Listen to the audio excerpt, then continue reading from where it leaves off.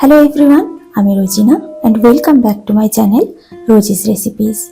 আজ আমি শেয়ার করতে চলেছি ডাল চিংড়ি ভর্তা বা ডাল চিংড়ি বাটা, যেটাই বলেন না কেন, একটি অসাধারণ ভর্তার রেসিপি। সবার কাছে আমার একটি রিকোয়েস্ট, বাড়িতে একবার হলেও ট্রাই করে দেখুন, সত্যিই খুব ভালো লাগবে।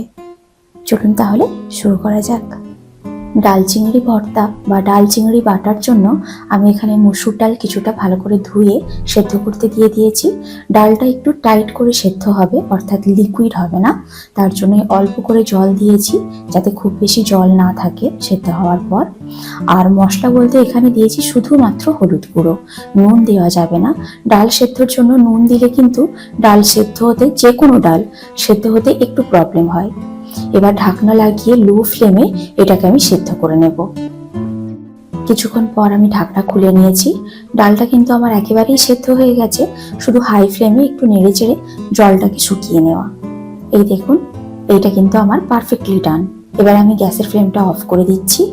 আর ডাল কিন্তু এখন যতটা লিকুইড লাগছে, ঠান্ডা হওয়ার পরে কিন্তু এটা আরো শক্ত হয়ে যাবে, সুতরাং এটা এই রেসিপির জন্য একদম পারফেক্ট। এটাকে এবারে সাইডে সরিয়ে রাখবো। এবার একটা প্যান গরম করে তাতে সামান্য পরিমাণ তেল দিয়ে দিয়েছি। তেলটা গরম হয়ে গেলে এতে দিয়ে দিচ্ছি খোসা ছাড়ানো বেশ কিছুটা রসুন। রসুনটাকে ভালো করে লাল করে ভেজে নেব, তবে শুধু লাল করে ভাজলে হবে না, রসুনটা যাতে সেদ্ধ হয় সেটাও লক্ষ্য রাখতে হবে। তার জন্য গ্যাসের ফ্লেমটা লো করে ঢাকনা লাগিয়ে আমি সেদ্ধ করে নিয়েছি। দেখুন, রসুনগুলো কিন্তু লাল হওয়ার সাথে সাথে খুব সুন্দরভাবে সেদ্ধ হয়ে গেছে। এবারে এইগুলোকে আমি একটা আলাদা জায়গায় তুলে রেখে দিচ্ছি। এবার সেম তেলেই দিয়ে দিচ্ছি কিছুটা পেঁয়াজ কুচি। পেঁয়াজগুলোকেও হালকা লাল করে আমি ভেজে নেব, তবে বেরেস্তা করব না, মুচমুচি করে ভাজা হবে না, জাস্ট হালকা লাল রং ধরলেই হবে।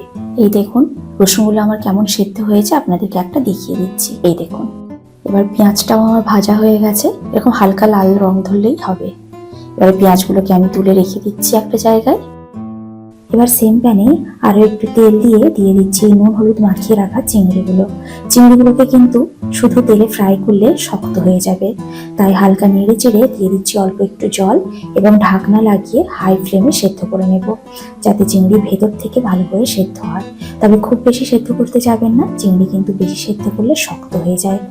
কিছুক্ষণ পর আমি ঢাকনা খুলে নিয়েছি। দেখুন, চিংড়িগুলো কিন্তু আমার পারফেক্টলি ডান। এবার এটাকে আমি একটা আলাদা জায়গায় তুলে রাখছি। সবকিছু রেডি, এবার হাত দিয়ে শুধু মেখে নেওয়ার পালা। তবে যাদের কাছে শিলনোড়া আছে তারা শিলনোড়াতে বেটেও নিতে পারেন, তার জন্য এটাকে ডাল চিংড়ি বাটাও বলা হয়। তবে আমি সাজেস্ট করব, সবকিছু না হলেও অন্তত পক্ষে চিংড়ি মাছটা যদি শিলে বেটে নিতে পারেন তাহলে খুব সুবিধা হয়, কারণ এখানে হাতে আমার চিংড়িটা চটকাতে কিন্তু খুব অসুবিধা হয়েছে। তবে আপনারা চাইলে এটা মিক্সিতেও বেটে নিতে পারেন, তবে খুব লক্ষ্য রাখবেন চিংড়িগুলো যেন একদম মিহি না হয়ে যায়, একটু গোটা গোটা থাকবে। এবার সবকিছু আমি খুব ভালোভাবে মেখে নিয়েছি। এবার দিয়ে দিচ্ছি সেদ্ধ করা ডাল, আর যেটা ছাড়া যে কোনো ভর্তা অসম্পূর্ণ সর্ষের তেল। ভালো করে মেখে দিয়ে দিচ্ছি ধনেপাতা কুচি। ধনেপাতা কুচিটা দিয়ে মেখে ওপর থেকে দিয়ে দিলাম কিছুটা লেবুর রস। লেবুর রসটা এখানে অপশনাল, আপনারা চাইলে স্কিপও করতে পারেন। এখন এটা আমার সম্পূর্ণভাবে রেডি। পরিবেশন করুন গরম গরম ভাতের সাথে। অবশ্যই বাড়িতে ট্রাই করুন, ডেফিনেটলি আপনাদের কিন্তু ভালো লাগবে। আমার ভিডিওটি যদি ভালো লেগে থাকে তাহলে সাবস্ক্রাইব করে পাশে থাকার অনুরোধ রইল।